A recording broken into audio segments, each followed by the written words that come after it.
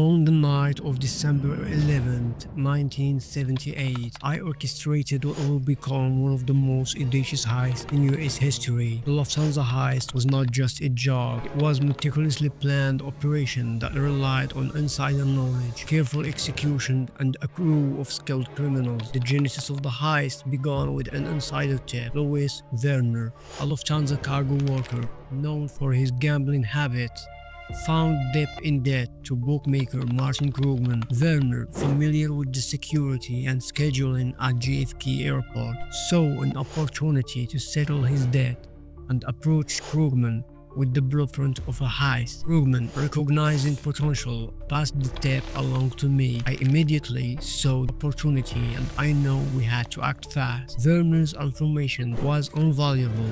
He provided us with the critical insight into the vault security system, the precise timing of cash shipment, and the routine of the guard. This intelligence allowed me to devise a plan that could potentially bypass one of the most secure vaults at JFK without triggering alarms. I knew that the plan was essential and any mistake could jeopardize everything. With the plan in place, I assembled the crew. The core team was comprised of skilled and reliable criminals, each selected for their unique abilities. Louis Werner, insider and informant, a Lufthansa cargo worker with gambling problem, who provided crucial inside information about the vault security and cash shipment. His knowledge enabled me to design the heist with precision. Martin Krugman, bookmaker and connector. Krugman linked Louis Werner inside information with me, presenting the opportunity to the gang. He was instrumental in initiating the heist, but was later killed for being too vocal about his chair. Tommy DeSimo, a triggered happy enforcer known for his ruthlessness. Tommy was brought into the team for his ability to handle high-pressure situations without violence age. He played a key role, eliminating anyone who posed a threat to the operation's secrecy.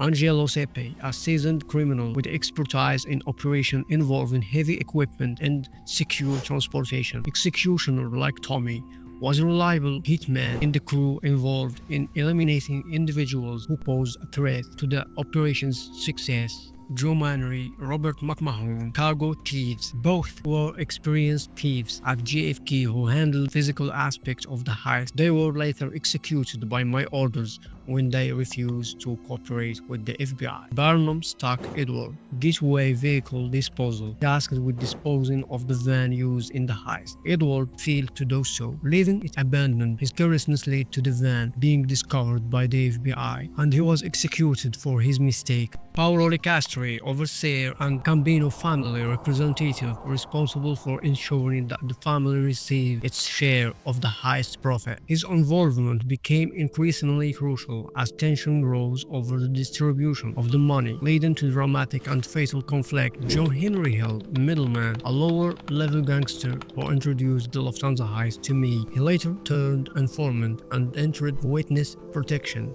providing crucial testimony that implicated many members of the crew. John Gotti, although not directly involved, Gotti offered assistance with disposing of the gateway vehicle and had connections to the location where the load was transferred. Paul Vario, Locci's crime family capo. Vario was the boss who oversaw my activities and gave the green light for the heist. He benefited financially the operation and supported me eliminating any loose ends. The assembly of this crew was a critical step. Each member had a specific role, from handling security to managing the cash and jewels. Every detail, from the timing of the heist to the tools required, was meticulously planned to ensure the success of the operation. My crew and I, shrouded in masks and armed to the teeth, stormed into the Lufthansa Airways cargo terminal at JFK during the dead of night. According to our inside man, Werner, a large shipment of cash had arrived on Friday, December 9th, and was slated to stay in cargo storage all weekend. We kept the cash from being transferred to the back immediately, sidestepping the Brinks armored truck by 3 a.m. On Monday, December 11th. We were ready in a black Ford Econoline 150 van. 6 of us, masked and ready for action, rolled up to the cargo warehouse. The eerie quiet of the night was broken only by the sound of bolt cutters slicing through the gate padlock. We split into 2 groups. I led one group inside with Tommy DeSimo and Angelo Sepi, while Joe Mannery and Robert McMahon stayed outside to keep watch.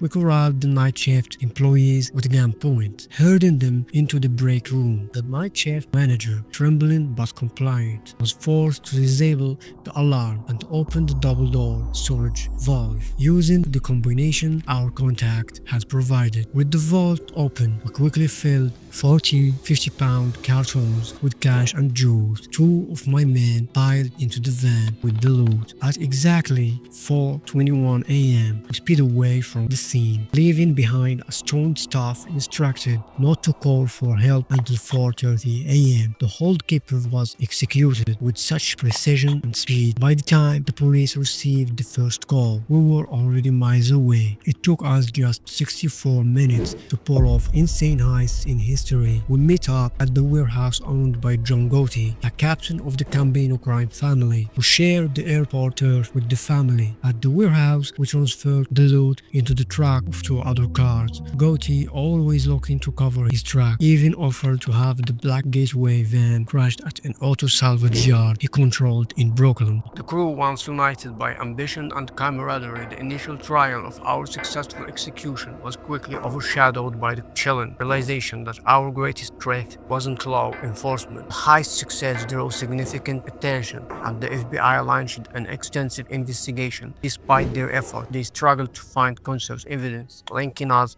to the crime. Our meticulous planning and execution have paid off, but the aftermath was far more perfect. Paul Vario, a feared capo in Lochi's crime family, his approval was crucial. Without it, we wouldn't have been able to process. Vario's influence and connection provided us with the necessary backing and resources. However, his involvement also meant that we were under the scrutiny of powerful figures in the criminal underworld. Paul Vario, always vigilant and ruthless, took extreme measures to ensure that no one of those heads were left. Anyone who posed a threat to our operation was swiftly dealt with. The bodies began to accumulate, each day serving as a grim reminder of the cost of silence. Stock Edward, who was responsible for disposing of the van used in the heist, got carelessly. He abandoned it in no parking zone, and it was discovered by authorities. The van provided the FBI with crucial evidence, including fingerprint. Edward's negligence has put the entire operation at risk. Vario ordered the elimination of Edward. Tommy DeSimo and Angelo Sepi were tasked with this grime job. Edward was executed with a bullet to the head while he sat at dinner, a piece of chicken still in his mouth.